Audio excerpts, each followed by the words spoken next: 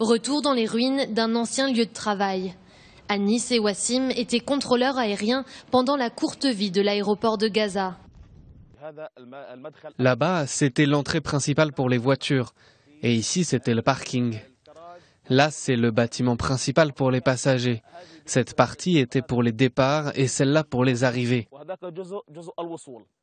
Du bâtiment principal à celui accueillant les VIP, il ne reste aujourd'hui que des traces du passé.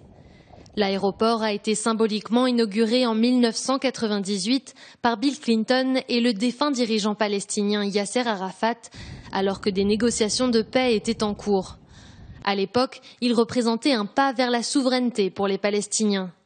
Mais les espoirs se sont vite évanouis. Israël a bombardé la tour de contrôle en 2001 pendant la deuxième intifada. L'aéroport n'a jamais rouvert ses portes.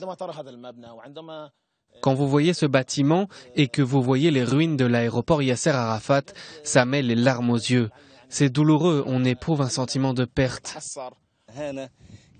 Je me souviens qu'il y avait de l'herbe ici et des jardins, des roses et des jolies choses. La fenêtre de mon bureau était là. Depuis sa fermeture, l'aéroport continue d'être visé par des frappes aériennes israéliennes, y compris pendant la dernière offensive en date. Un cessez-le-feu entre Israéliens et Palestiniens a finalement été accepté après 50 jours de guerre. De nouveaux pourparlers sont prévus au Caire et l'aéroport est l'une des demandes principales de ces derniers. Israël, les forces de l'occupation doivent nous permettre d'importer les matériaux nécessaires pour reconstruire l'aéroport, jusqu'à ce qu'il redevienne comme il était avant d'être visé. Aujourd'hui, il n'existe que 2 points de passage pour les Palestiniens voulant sortir de Gaza.